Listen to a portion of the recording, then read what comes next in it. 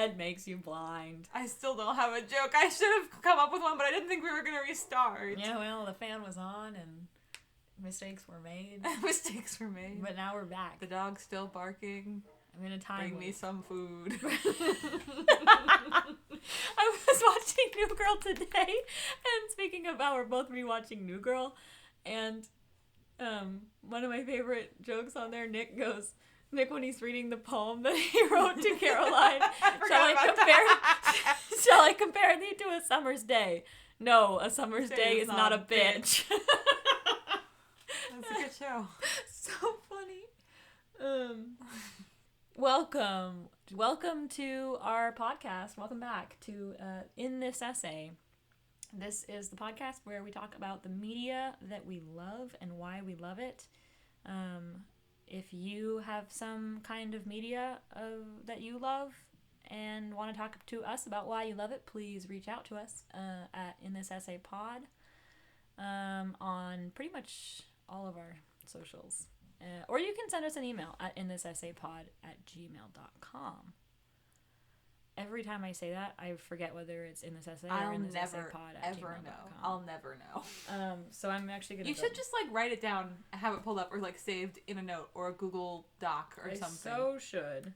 I'm gonna check right now. Yep, I was correct. In this essaypod@gmail.com. I was correct. Today, well, I guess I forgot to say I'm Bella.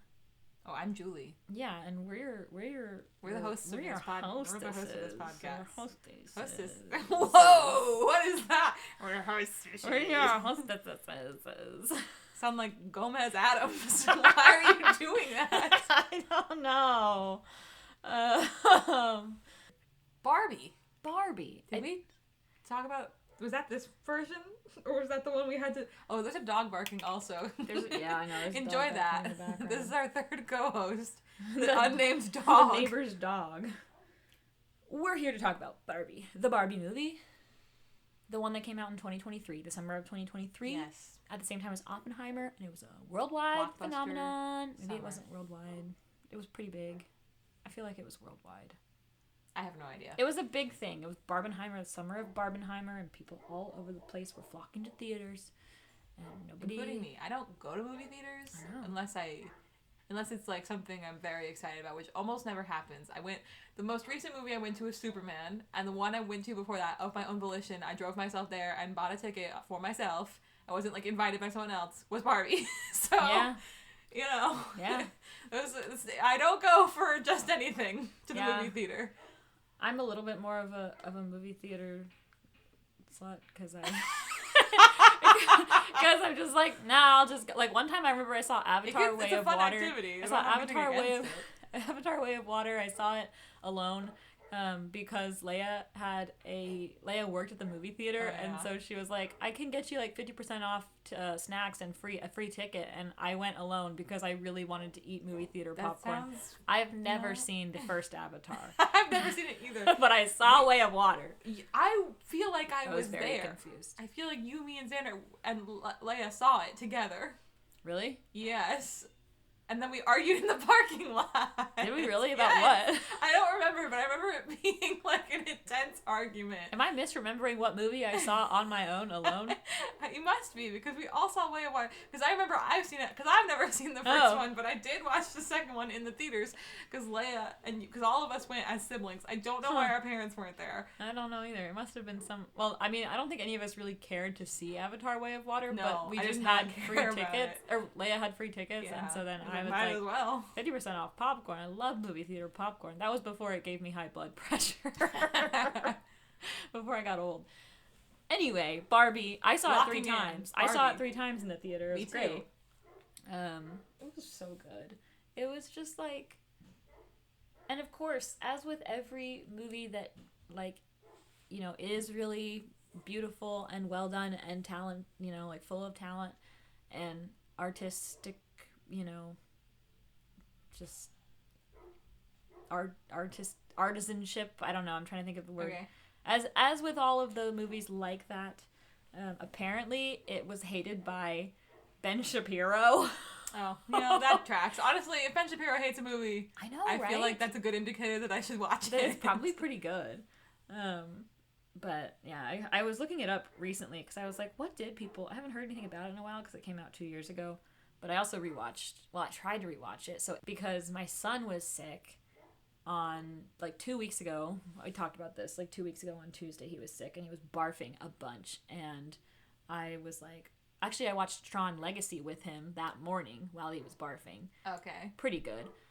And then later, like that night, I was rewatching Barbie with him, I think. But we didn't finish it because I don't remember what happened. It's really hard to get a 1-year-old to sit still for like 2 hours. So I didn't finish it, but I remembered. I was like, oh, I love this movie. So I've been talking a lot. Please tell me where you want to start with Barbie. Well, I want to start with, because I watched like half of it this morning before I had to leave to come here to your house. Me too. Not this morning, but like 2 weeks ago. I want to start with, I think it's, regardless of, I really like its, like, main themes. I also just think it's a good movie. Like, it's just fun and interesting and enjoyable to watch. Like, it's just like a good time. Wow, that dog will not shut up. Dog will not shut up. And I love dogs, but like, what is his problem? That's gotta hurt your throat after a while. You know, barking all day long. Oh my gosh. What is he barking at? Right. Regardless of like, we're always like, oh, the feminist implications of Barbie, and well, yes. Also, just a really solid film, I think. It's pretty funny. Outside of that. Very funny. I just think it was... I like Greta Gerwig a lot. I think it was really, really well... made by people who love Barbie and understand Barbie. And it was... something that always strikes me whenever I watch it is, at the beginning especially, in Barbie land, in Barbie world, all of the way Barbies move and how... Like, it's set up... It's not like these are... Barbies are like real people in a different place. It's like they're dolls and they get picked up and moved to the ground instead of going down the stairs in their house, and the houses all have a giant empty gaping side of the wall so you can see into them. And the way that the characters talk to each other is like a kid would say, and then there's the way the Ken runs towards the ocean and then flies off like in a giant comically large arc away from the ocean. It's like, that's what a kid did. They're like, well, and now there's drama, and it's like, oh, and he's so hurt. It's like, oh, I'm dying, Barbie. That's so true. That's exactly how kids play with dolls. Yeah, I didn't even really think about that, but that is so true. I was just watching it and laughing, but like, yeah, that's exactly right. The way it's written is exactly how kids play with dolls. And I always think that's so funny, and I just think that was a great way to do Barbie World. And it strikes this really perfect balance, I feel like, between that comedic, like, thing that they're doing, and also, like, really insightful, clever writing and interesting things to say. And there's lots of jokes that are very smart. But if you don't get them, they just go over your head and you don't miss it, and you're still laughing and enjoying the movie. But if you do, they're like really funny, but also like what's a good word for it? They're like strike. They're precise, I think, is a good word for it. Maybe they're precise jokes. They hit with precision. Yeah. Anyway, those are my opening thoughts. What are yours? Yeah. No, I think that's true. Because this is actually one thing, and not to revisit another thing we've already talked about, but this is one thing where Barbie shines a little bit better than Superman, I think, is that it struck the balance, like you were saying, really well between really funny and also, like, actually really emotional. Like, they didn't undercut themselves in the emotional moments. Again, I love Superman. We talked about it. Mm-hmm. But there were moments in Superman where that was like the emotional impact was undercut by like a joke. But there's so many instances I can think of in Barbie where she's like sitting there, and the musical motifs, I think, really help that. Like, and maybe it's just because I am a woman, despite, I mean, not to say that only women can enjoy this movie. It's a movie about why men, should be feminists, and why the patriarchy hurts everybody, and, all that, which I'm sure we'll get into. But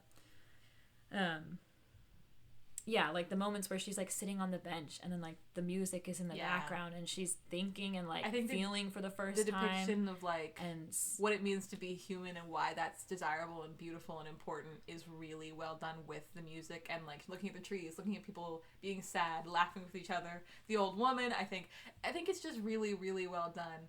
It's just it kind of feels like every aspect of it is it's going out in multiple different directions, is like multi-layered, you know? Yeah. And I think like since it's a movie about her basically journey to, I mean, not just her journey to become human, right? But like that is where she ends up, is becoming human. And a lot of all these little moments, again, where they're not undercut by like funniness, I think really and I know, you know, we've said this before, but like it kind of speaks to exactly what it is to be a person. Like sometimes you're sitting there and you're having a really emotional moment and it's not undercut by somebody making a joke. Yeah. It just is emotional. Yeah. And I think they did a really good job with that. I agree. Yeah. I did want to say something about Weird Barbie. I love, what's her name? Kate McKinnon. Kate McKinnon. I love Kate McKinnon. I think that was a great casting. I love the weird house with all the... That's the other thing. That's what I mean when I say it was made by someone who, like, really knows Barbies and loves Barbie. It's, like, all of the old weird... Like, those are real products that Mattel made, and they're weird. Like, that's well-researched. That's a well-made thing. And I love that old Barbie the weird Barbie is the Barbie that we played with too hard, because everyone had one that they cut the hair off of and colored on the clothes. Yeah. It was like, why is she always doing the splits? It's like, yes, you know what it is to play with a Barbie. This is true, yeah. And I think that's true of every, or not every, but generally speaking, if something is made by somebody who like cares and loves the thing that it's being made about, that I think that shines through a lot. Yeah. And I think it tends to shine through. I think it's like a square and rectangle situation, you know, where like if you make something that I'm turning into Mario again. If you make something like I think I did that a couple weeks ago on this podcast, but if you make something that you really care, you know, you really care about the subject matter, that doesn't necessarily mean it will be a great movie, or a great piece of art, but if you make a piece of art and it's not made by somebody who deeply cares, it won't be good. Yeah. You know, so. I agree. I was about to start talking about the Rockster, and we can't... we can't talk about the Smashing Machine. This is about Barbie. So never mind about that. This is so interesting, too. So, because it's been a little bit since I thought, you know, freshly about it, except for semi-recently. But there was like a break, you know, since I hadn't seen it in a while, from when it came out to a few weeks ago. But I'm like relearning things that I learned when I watched the movie the first time, where I was just like, that's so beautiful. And also having the perspective of now having read a little bit more like feminist literature, and I didn't think that hard about Ken's story, because he, like, it obviously wasn't a story of, actually that's not even true, it was a story about Ken too, and it was very blatantly a story about Ken too, you know, and just the way that it starts out where he's like, oh, it's the what was I made for, that's the like theme that the question that is just coming up over and over again, and I didn't exactly hone in on that the first time I saw it, but recently, rethinking about it, I've been like, that really is the question that is just following all of them everywhere, right? Like the Ken being like, or at the beginning where it says Ken is only happy when Barbie only has a good day if Barbie looks at him. Only has a good day if Barbie looks at him, but Barbie has a good day every day, and it's just interesting to see. I think that, sorry, not to interrupt, really fast. I think that is intentionally supposed to be like a mirror of, like in the movie The Real World, where it's like lots of women have, because of like internalized misogyny, this desire for male attention, and like I don't know, just focusing centering attention from men in their lives, and that being like that's the reflection of it is Ken's only have a good day if their Barbie looks at them and they get attention from Barbie. Yes. But the Barbie's lives are like full and fulfilled on their own. Right. And I feel like that's how everything in this movie is. You can flip it, and I'm pretty sure that's on purpose. Yeah, in the end, they're like, and maybe one day, Kens will have just as much freedom as women in the real world do today. Yes. One day we'll Which make that like, progress. It's just like bitingly witty in a way, and like funny too. But what you said, like the way that all of these things can be reflected and swapped, I think is intentional. Like, whether it can be swapped gender roles wise. And there's a way to look at it either way, where it's That's like, what I mean when I say layered, is I feel like everything I think about in this movie, I'm like, oh yeah, that could mean that, and also this other thing, and also a third thing. Yeah, I just think it metaphorically saying like, look, gender roles, like having a society run predominantly by any person or any gender specifically, which I think is part of the intersectional is a negative. It's not radical feminism, which is women, we should hate men, like militant feminism. Yeah. It's the intersectionality of it, which I really appreciate, which is we should all strive to, we shouldn't have one gender dominating in any facet of the world. Is as much as, it's funny to say like, oh, if women ran the world everything would be a lot better, but it's like, and it's like, maybe in some ways, but like it would still not be it would still not an ideal society, be right. It would still not be right. That's a good way to put it. Like still not be morally correct, and it would to subjugate anyone, and it would negatively affect women in the same way that the patriarchy negatively affects men. Like a society dominated by one gender and like relegating not to get all gender essentialist about it, not like there are two genders and you can only just in terms of women or men dominating, neither should. And just in the the way that you like interact with society, right? Like you shouldn't feel like you need to adhere to one of those two. That is really interesting that you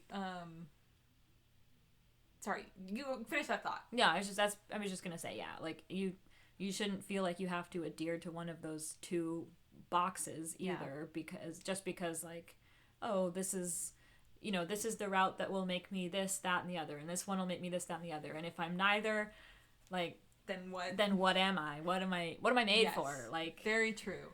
I was gonna say, when you brought up that point, it made me think like you have to adhere to one or the other. It did make me think. I think that what point you were saying about the patriarchy hurting men, if you view it through that flipped lens, I think the matriarchy hurts Barbie in a really interesting way when she gets to the world and she's like, well, Barbie's a what did she say, a Nobel Prize winner, and then she's like, you're a Nobel Prize winner? She's like, well, no, I'm just regular Barbie, and she's talking to weird Barbie, and she's like, I'm just stereotypical Barbie, I'm the Barbie you think of when someone says think of a Barbie. Yes. It's like she's not Dr. Barbie, and that is a theme for her throughout the movie, is that she's not one of the like a scientist, an engineer, she's not one of the a Supreme Court sort of say justice. special Barbies with all these really powerful. And I think that idea that because in her world she is a Barbie, she's supposed to be, there's some level of she's supposed to be successful and like really important, and she's not living up to that. She's just regular Barbie. I think that shows interestingly the way the matriarchy hurts her. In a mirror of the way the patriarchy can hurt men. Yeah. Of the expectations that puts upon you. Exactly. That's really true. Yeah, and just like the whole theme of, perfection and like, I think that kind of plays into it too. I did want to say something else about the beginning, and now I'm trying to remember what it was that they said. But also, while I'm thinking of it, I have a different thing to say about, I really like that it doesn't tie itself down in the same way that I like the way the Barbie land is, it's all kind of like explained with like a wave of the hand and a joke, where like in the Mattel office, he's like, the intern guy is like, so is the Barbie land like a real physical plane, or he's like trying to understand the physics of it, and they're like, yes to both of those things you just said, and stuff like that. It's very hand wavy with that. And then at one point, Will Ferrell's character is like, Ruth Handler's ghost keeps an office on the 6th floor. Yes. And that explains how she met her. I really like that it doesn't tie itself down to, like, realism, but I feel like it stays grounded emotionally, story-wise. So, like, as much as it, like, normally it might be confusing or annoying for it to be like, well, I don't understand the rules, I can ignore that because I still think the emotional journey is just as solid throughout without like a firm understanding of what's happening, kind of like soft magic systems where it's like, I don't know why this works, but I'm really enjoying what you're doing with it. It works for me, the way you're using it. And that's what I just wanted to say about that, because I don't usually like kind of that magical realism, but I really liked the way that Barbie did it. I like that. I think that's true. Oh, the thing I was gonna say about the beginning is, because it's a joke, but it's also really, that's what I was going to say about the tone. It's a good example of it being jokey, but also on another level really interesting and meaningful, is when the lawyer Barbie is giving the speech and she's like, I am able to like express emotion, hold emotion and logic simultaneously, and my powers are not diminished, they're expanded. I was like, that's really a beautiful way to say something I hear all the time that people want to explain. Like, that's the perfect way to say it. And it was a joke. It was funny to watch her say it, because it's like, well, yeah, obviously if you're not a shitty person, you don't think that being emotional makes you weak. Right. But it was like, so it was funny that she was saying it, but it was also just really beautifully said and written. It was a really profound argument that I liked from Lawyer Barbie. Yeah, that was really good. There's so many moments like that. Yeah, and like the moments where, again, the emotional intensity is carried through, I feel like, and comes to like a natural conclusion before they start like, jumping around with jokes again, because again, it's so funny, and the whole time I'm laughing, but there's those moments that are cohesive and like self-contained that also fit just like exactly right. This is why I think Greta Gerwig is just like a really great director, because like you couldn't do that if you weren't like an expert at what you do. I was thinking about the speech that America Ferrera gave. That was one of those, and I would like to talk about it too, but I just remembered one thing that I really want to say. Okay, go for it. Which is, I was like scrolling through TikTok and like seeing like, what are people saying about it now? Like, is there anything new that I haven't, heard? And I hadn't heard this before, but I liked it. Is they were saying, I don't think it's a coincidence that Margot Robbie was cast in this, movie about feminism and like and learning to love yourself and like being, not tied down by gender roles and being able to be a part of this intersectional feminism for every person of every kind. She was like, because Margot Robbie has been in movies galore that are man's man movies. Yes she has. And like objectified as like she's been the most beautiful woman on the face of the planet. Yeah, exactly. And I just thought that's a really good point. Really interesting, because I hadn't thought about that. Because I don't watch a lot of those movies, so I haven't seen her in them. So I haven't considered that point. I didn't either, but yeah, she was like, it's really, really interesting that she has been cast. Yeah. After having this, there's just scenes upon scenes of her being objectified. Yes, in this role. They specifically bring up in the movie, the very beginning narrator lady is like, note to the makers of this movie, if you want to make this point about how Margot Robbie's like crying, she's like, I don't think I'm beautiful anymore because she has flat feet now. She's like, I'm weird Barbie now. Don't cast Margot Robbie. And I think I'm really glad that they did, because she is so beautiful. So it brings up the point that like, even the most beautiful person that is beautiful, the most stereotypically beautiful person on the face of the planet can feel ugly. One, because of the patriarchy. Two, because of not conforming to these standards that we as a society are setting for whatever gender role. I just think it's really important that it was someone who is so beautiful that was sitting here making that argument about feeling ugly. Yeah. I think that is kind of the point, is it doesn't matter how beautiful you are, you're gonna feel ugly if this is the way society is. Yeah, that's true. But I was gonna say about America Ferrera's speech, I feel like that to me is the biggest weakness of the Barbie movie. So? I do, just because it feels too long, too preachy. It's when I watched it, I was like, there are good points in here, but I think they missed the mark because it feels, or maybe it was the way she delivered it, or something. Or I feel like it was at least partially the writing of that specific speech. It felt a little bit too pandering. Because I do think that, like I said, this movie has a lot of really interesting things to say about feminism and being a woman. But I think saying all of that really plainly in a 3.5 minute long speech, or however long it took, it just felt like it dragged on, and it was really explanatory. Kind of like when you're reading a book and you get bogged down in a long exposition paragraph, and it's like, okay, I get it. I see why you needed to say all this, but I just don't know that you said it in the way that made it most effective for the reader. Yeah, it was kind of long. I will give you that. I remember it being, because I actually haven't rewatched that portion of the movie in the past week or two. But I do remember it being kind of long. I do think there was some things in there though that, make women feel seen. Yeah. But this is actually something that I have thought about every time that I think about the Barbie movie. And I wonder how it affects women of different backgrounds, ages, whatever, differently. Because I, as a 20 whatever... This is the intersectional part of intersectional feminist. Yes. But... And I don't have clearly it was very well received. Yeah. And I felt like it was really important and something that, women needed to hear, needed to see, and men needed to hear and needed to see. And I hope we do have to talk more about Ken. We do need to talk more about Ken. But our mom didn't feel that strongly. She has a lot of weird reactions to movies, though. I don't know if it's just because of who she is as a person, or if it's the way all women of her age and background feel. I don't know. Yeah, I think about it, and I don't know. I just think about it sometimes, why didn't it hit her the way that it hit me, Yeah. Did she just not want to talk about it?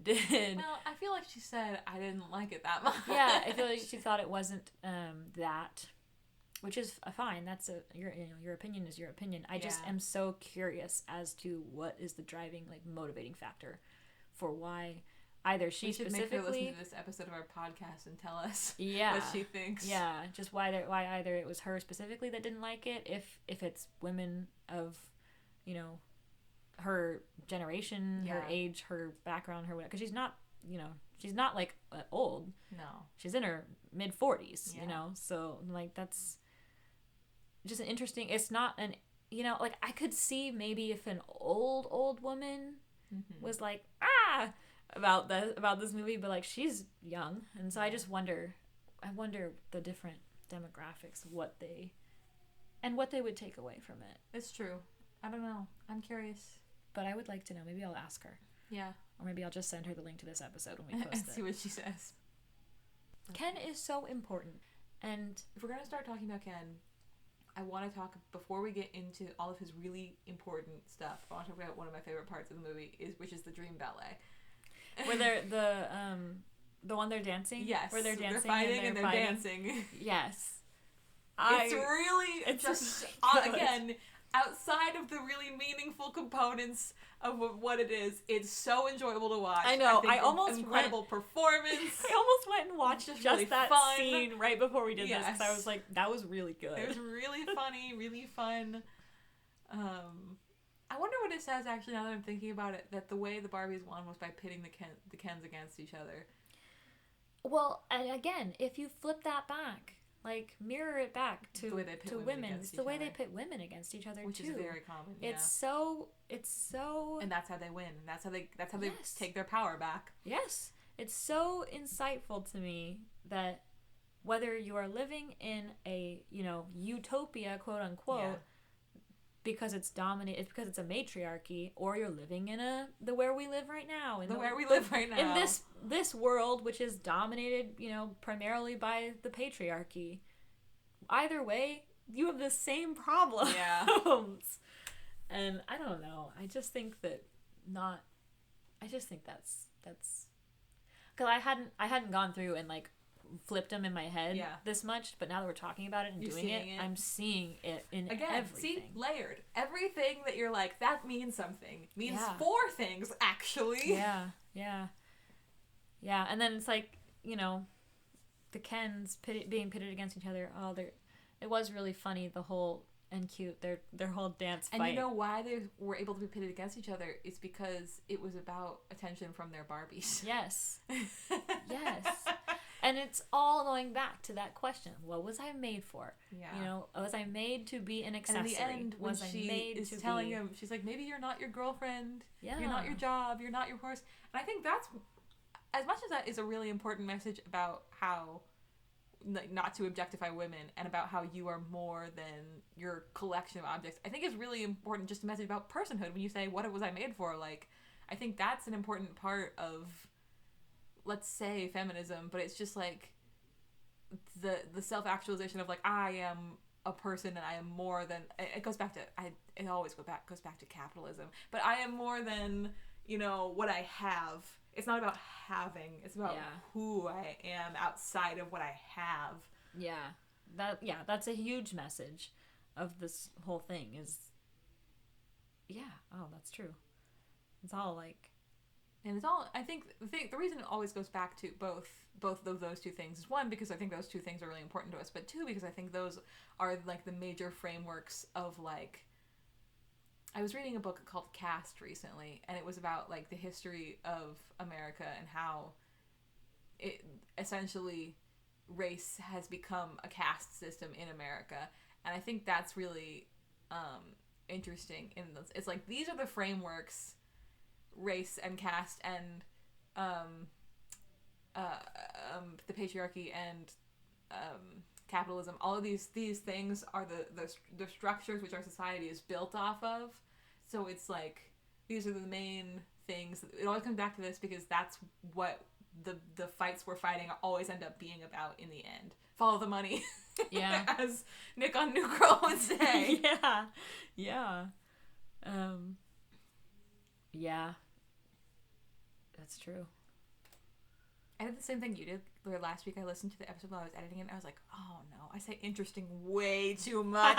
Except, so yours was about someone else, but I kept hearing myself say interesting, and I was like, uh-oh. And I've been active, like, I think that's the first time I've said it this episode, because I'm like, don't say it. Mine was about how much I say the word like, and yes. I think it's becoming, my filler word is interesting. I think it's becoming better the more that I get comfortable talking at you through a microphone. Yeah. And not thinking about how it's being recorded. Yeah, like we're having a conversation. How it's being recorded, or how like somebody could listen to this one day and hear me, and I'm like, attention on me, like please don't let it know that. But no, which is not true. Like it's fine. I think this is interesting and I enjoy doing it. But yeah, I think that Anyway, regardless, yeah. I don't remember where we were. Just the Kens and the whole thing with the Kens. The end about you're more than your girlfriend and your job and your horses. And that's so funny the way that he discovers it too, because it's also a little bit about like education and like the way that you are educated to think critically, because Ken goes into the real world and in almost a childlike fashion discovers the patriarchy and says like, oh my gosh, I want to be like that. That guy's got a horse. That guy's got beers. Comes up the escalator and sees the eagle. What was it that he saw? He saw a picture of a man riding a horse and the president. Yes. With a big American flag. Right. And then he watched the guy saying, "Not now, Margaret." Not now. The shake of the finger. Practicing it. And idolizing that, being like, that's cool. Yeah, and that's, I think, has a little to say about education and how we have to like we have to learn. Like we grow, and as we grow, we are meant to learn about these kind of tactics, you know, just for a lack of a better word. Like here's the thing, like just the same reason again as a mom of a boy that I fear he's gonna get that's what sent down the pipeline. That's what a lot of people were saying when it first came out, and I thought that was really interesting. And that's what made me want to go watch it, go see it in the theater. Was I saw people saying this movie is like at least partially about your little boy growing up and you not recognizing him anymore, and like your little brother become like you don't see him for a few years, and all of a sudden he's not your sweet little guy anymore. He's like a dick. Yes, and that's so incredibly like painful and difficult of a. I'm thinking about it now. I'm not gonna cry because I'm thinking about it, and I'm like, you just like meet your baby, you know, and he's perfect, and it's like there's just. You'd do anything, right? Like you'd do anything to keep him, to like teach him to be somebody who respects women and who is not just like this asshole, you know? And it's a thing that I know, like I have a friend also who has a son, and she's like, we talk about it all the time, and we're like, how do we make sure that we, you know, raise boys that don't fall victim to this, because it is something that you really fall victim to. And I think that especially now in this day and age, it's a problem because it's a problem that men and boys are facing due to the patriarchy, and they don't realize that that's what it is. They don't realize this is the patriarchy that's causing me to feel this way, do this thing. Like I like the male loneliness epidemic, right? And people are like, male loneliness epidemic, like we have real problems. And it's like, that is so true, you know, like it is a real problem to be. And as a woman, I have had this thought of like freaking, you know, my husband or whatever, like you don't get it. You don't get what it's like to be oppressed. And like that's true. Which is what leads to the first wave feminism, radical feminism. It's what leads to radical rage. Militant feminism. Yeah. And you have a right to feel that and feel those feelings and just feel that way. But at the same time, part of that is driving... destructive. Yes, part of it is destructive, and it drives... It's not helping. Men who, you know... It drives young men, young boys, people who, like, haven't really quite gotten their footing yet into, like, who they are. They're not, like, grounded. They don't know a lot about, you know, just the world or... No one's mind was ever changed without compassion or whatever the saying is. Right. It's like, is love is the only thing that ever changed anyone's mind. And when you think about it as, like, you're a little boy, you know? Yeah. You're like...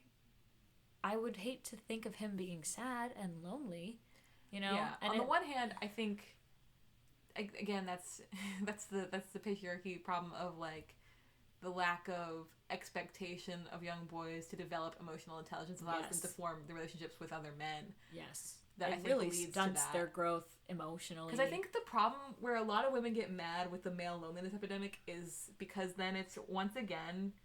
The emotional labor is incumbent upon them to help men not be lonely. And so I understand when people are mad when they hear like male loneliness, they're like, okay, it's not my job to mother you and to be your friend and to do all your emotional labor for you, make sure you're not lonely. It's your job to make sure you're not lonely. Yes. And at the same time, they're trapped in that system where they don't have the tools yet. So it's really hard for everyone, I think. It is. It's really difficult for everyone involved, which again is a message of the Barbie movie. Yeah. It's so difficult to be a part of this system, which no matter who you are. Talk about, because I feel like one of the things that I really liked about this movie is I feel like it was very gentle with Ken, because it wasn't a movie about radical or militant feminism. No. It was a movie where Barbie... And it wasn't a man-bashing movie, the way that... some people feel that it is. You know, I think that the general consensus is that it's not. I hope. From what I've seen, I think that that's the case. I've just seen, you know, Ben Shapiro was like, it's a hateful and bashing of man movie. I've seen people who think that it is, like, anti-man. That's just crazy. That's like that's really poor media literacy skills to me. If you think that this is a movie about bashing men, because it's just, like it's not. That's not the message. But that's what I want to say, is I think Barbie, when she comes back and she has to deal with this, in the end, once they finally have reclaimed Barbie Land, she and Ken runs into her dream house and cries into his Mojo Dojo Casa house. She's really gentle with him and is like, it's okay, and is trying to tell him, is trying to show him, like, you need to figure out who you are on your own, out of the context of me, Barbie. It's not Barbie and Ken, it's just Ken. Yeah. And I like the I am Kenuff. I know it's a joke and it's very funny. It is. But it is also very real. Soy sufficient Ken. in Spanish. Yeah. Sufficient Ken. I just thought that was so good. But yeah, that's exactly what I'm talking about, because it's hard, and I want to recognize that and like make sure that nobody comes away from me like hearing me talk. Not that anyone's listening, but if they were, I want no one to come away from hearing me talk and think, oh, you know, she's like a traitor to feminism because I'm not a militant feminist. But like, I really have been doing a lot of work, and I feel like this movie is a part of, you know, this step that we generally as a society want to move toward, intersectional feminism, and move toward being gentle with each other regardless of our gender or our, you know, race or whatever, like regardless of who we are, what labels that we have. And I think that really is just the key to it all. Yeah. And I think this movie says that, which is one of my favorite messages, is that love is the key, which I know sounds so stupid, but like, you know, love is the answer, man. Love is the answer. We're new gen hippies. I really feel like I don't think you're wrong. It's hard though, because, and I was telling my husband this morning. It's so hard to remember not to say his name. But I was telling him this morning, like, it's hard to, because of all the stuff going on with Snap, and I was saying it's hard for me to look or to have a conversation with somebody who says things like, oh, you know, I don't think that the government should be doing handouts or whatever. And it's like, it's really difficult for me to not have an emotional reaction to that. And I don't know the answer, whether it's because I'm like, surely shutting down all emotion is not, like, can't be the key. I can hold both emotion and logic. It does not diminish my powers, it expands them. Yeah, but like, and marrying that idea with love is how we change minds is the one where I was just having this discussion literally this morning with him, and I said, I don't know how to do that. And it's just interesting to consider, like, because starving children makes me mad. You know, obviously I get emotional and angry when I think about that. When I think about people having parties, like Great Gatsby style parties while children starve. That's awful. It's awful. And so how do you not, like, get mad, but also and this is something I think is important that people are still not super good at yet, is that anger is not a bad emotion, and it's not a dangerous emotion. I mean, anger can lead people to do like scary things, but it is not inherently bad, evil, scary. It's not unsafe to feel angry and to be angry, and it can be used, and often is a very important emotion that you can use in tandem with love, and it's not the antithesis to love. That is what I think that has to be it. Is it feels like they are opposites, but they're not. Maybe they're not. Yeah. There's just a lot of stuff in this movie that gets you, it really makes you think and gets you places like that whole thing that we just did right there. Which I think is the hallmark of a great movie, is that it makes you think, which is why we have a podcast where we think about it out loud. Yeah. It's so echoey in here. I know. I just heard my voice bounce off the walls. Oh, yeah. I think that might be part of the reason why you sound far away on the recording is because I just yell all the time. Maybe. So you're like, I'm far away. No, you're just talking at a normal volume. I'm kind of worried because I'm like, Julie's pretty far away. I hope that the microphone picks her up this time. I'm yelling. But yeah, there was so much good stuff, and we haven't like touched that much on, especially because we're coming up on like we have like probably 15 to 30 more minutes before we like really should go eat dinner. Hard out. Yeah. So I don't want to miss talking about the other aspects of it, like the word is literally escaping me right now. The team at Mattel. Oh. Like that whole team. The CEOs and all those people and how they're all men. But also and how then he's like, I see where you're going with that. And let me tell you, I really resent... Will Ferrell is so funny, dude. He plays that role perfectly. Yes. And I love his character also because it's not malicious. And in real life, it's not malicious. And that's true. It's not malicious. He really he believes in feminism and is very bad at executing it. Yes. And I think that's important of a role to have because there are people like that. And that's why militant feminism is not necessarily the best way, because you might hurt a dummy. hurt an idiot. You might sweet idiot. Hurt an idiot who's trying to help. And like you can teach, you can teach, but you can teach gently. Mm-hmm. You can't teach, again, that's what we were saying. Yeah. But I thought the CEOs and the board were interesting. We had a female CEO in the 90s. In the 90s, yeah. And also at some other time. Yes. So that's two.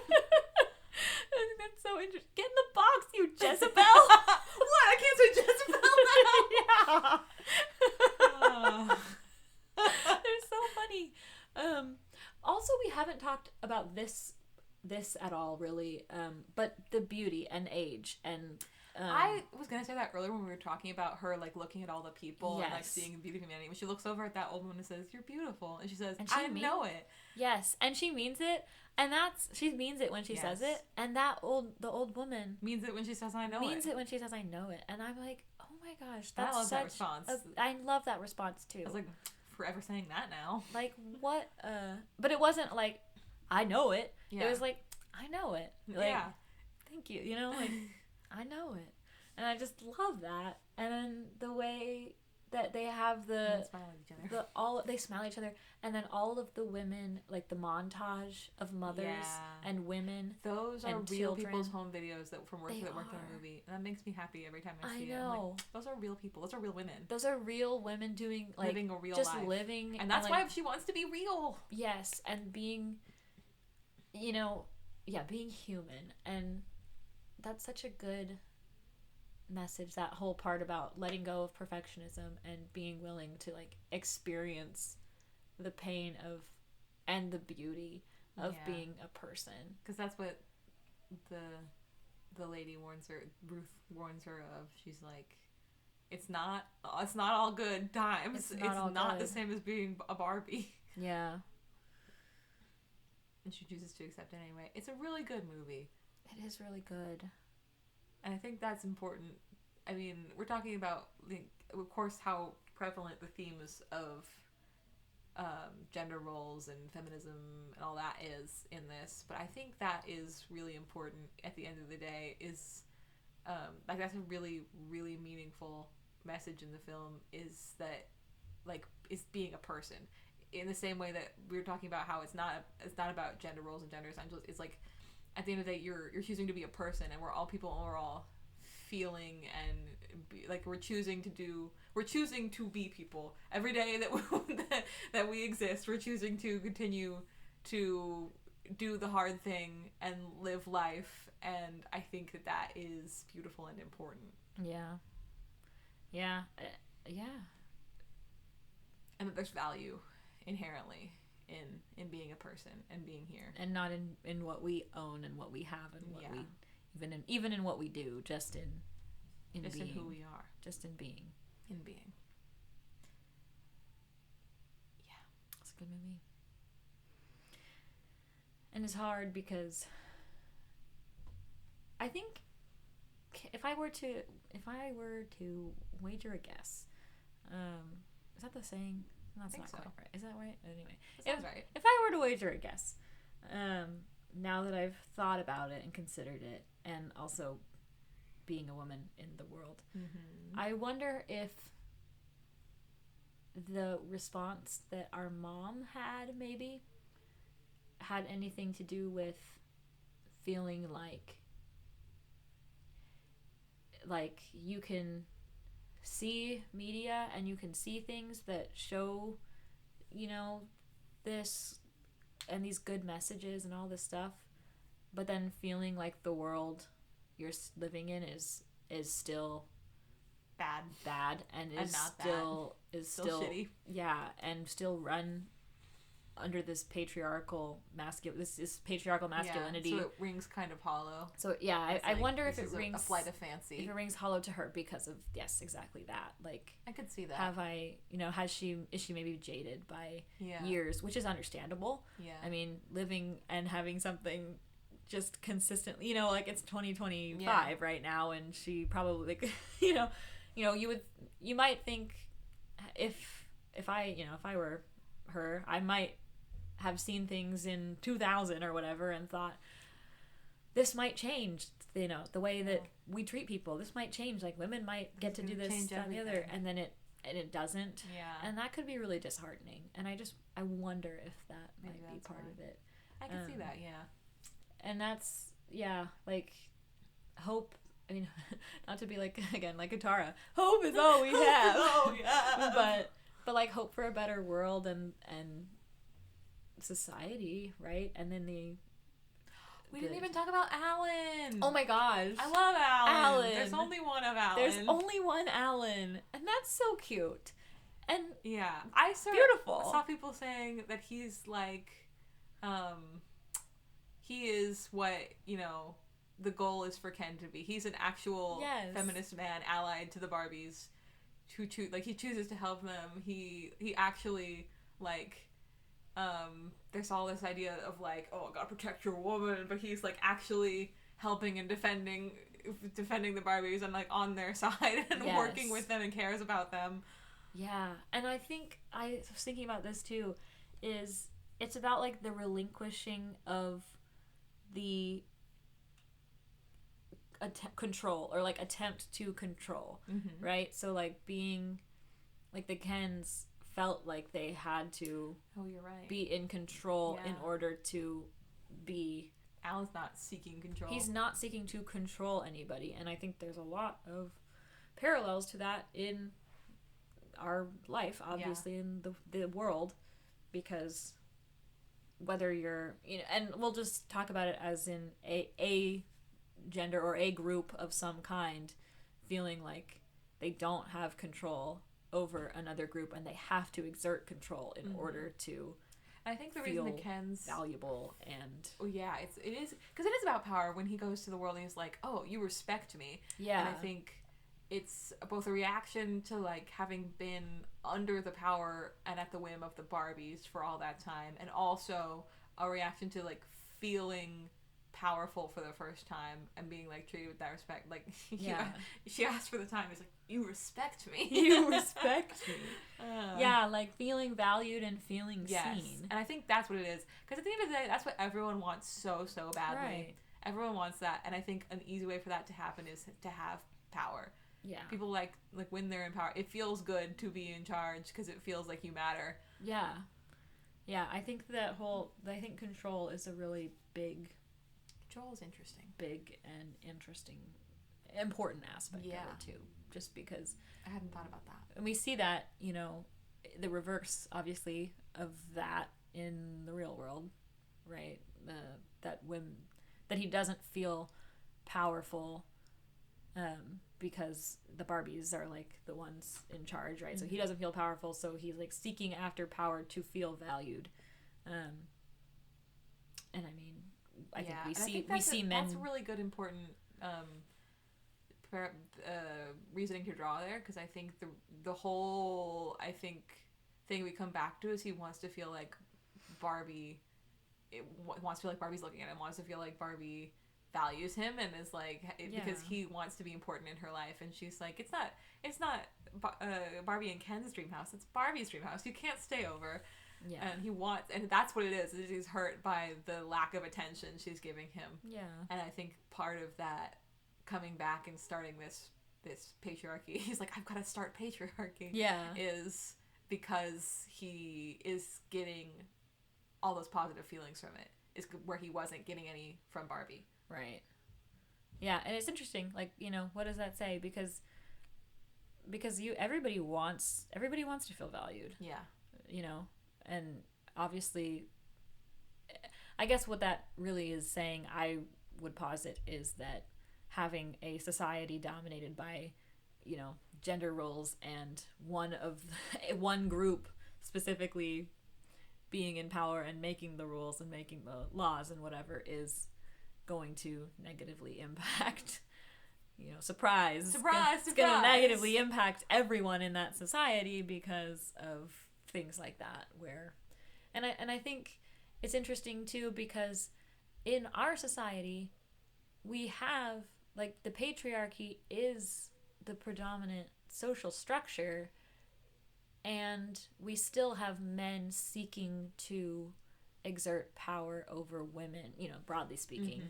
Is like, that's still a problem. Yeah. And I think that it's the same reason, though, is I think, and this is part of the intersectional feminism as well, is like, I don't feel like women, and also going back to what we were talking about before, like, they're being, down this red pill pipeline or whatever, like, I don't feel valued. Yeah, I don't feel cared for. That is how men on the red pill pipeline is. They feel like, I can't quote unquote get girls. Yes. Girls don't like me. And it is weirdly, it is about female attention, in the same way that lots of women have internalized misogyny, where it's like, it's about male attention and their lives are male centered. It's also on the flip side, the way they control men is about female attention, and you have to be powerful and alpha to get that attention. Right. That's fascinating. Isn't it so fascinating? There's just so much that this has to say. And that we have to say. And that it makes you think about it. Like, yeah. Do you have anything else pressing that you need to get to? Because we're running low on time. I know. Sasha and her mom. We didn't talk much about them. Yeah. That's a classic relationship, I think. Yeah. Of, like, growing up and your mom's not cool anymore and you're a teenager. Yeah. That's sad. It is sad. But they also, like, come together, at the end of it, kind of, and like, after having this experience, and it's, I mean, a little bit like the shared, the bond over struggling with being, oppressed. Yeah. like, yeah, in that way, you would hope that, and we would hope that women do that, generally speaking, but partly women being pitted against each other is a problem stemming from the patriarchy. Yeah. But also women coming together can be something that you can make happen in order to better the world. Yeah. And it was cute. Just Sasha, like, you're a fascist.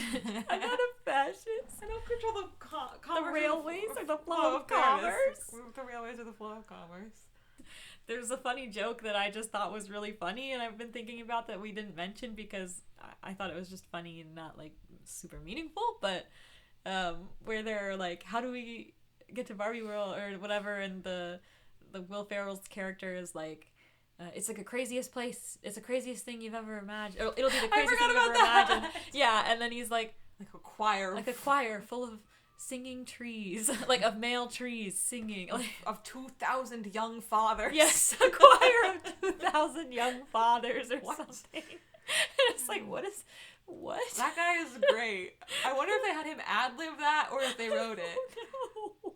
But it was good. It was funny.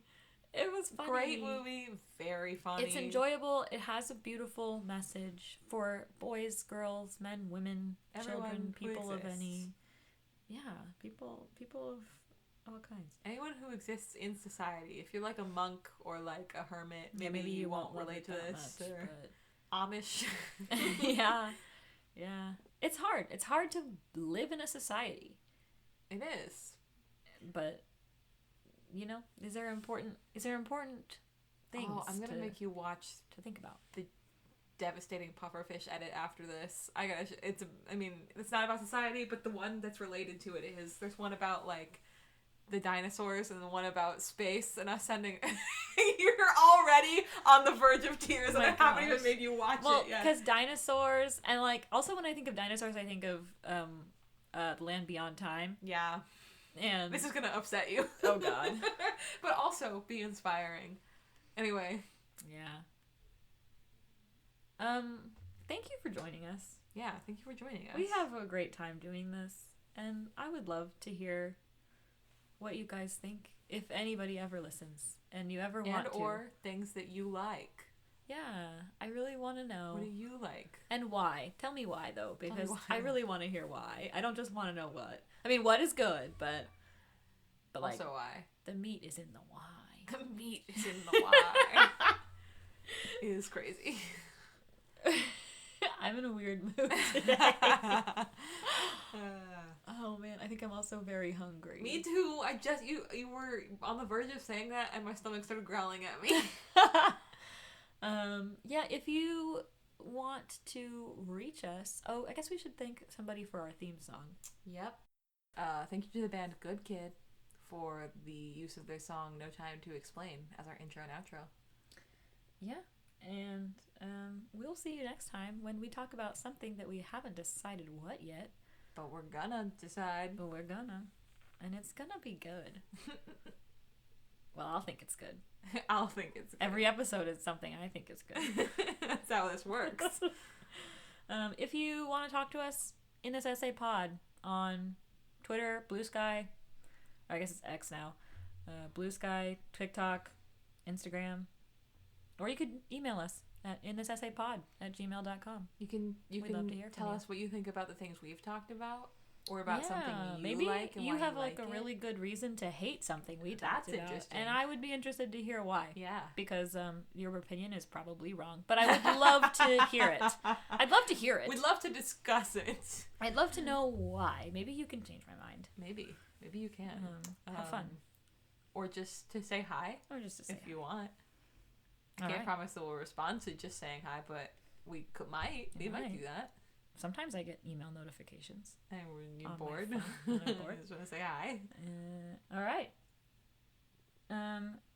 Guess that it is soup time. Over. It's over. It's over. Sorry, not soup time. It's over, bitches. It's over, bitches. I did not see where she was going with that. I was like, soup. Soup time.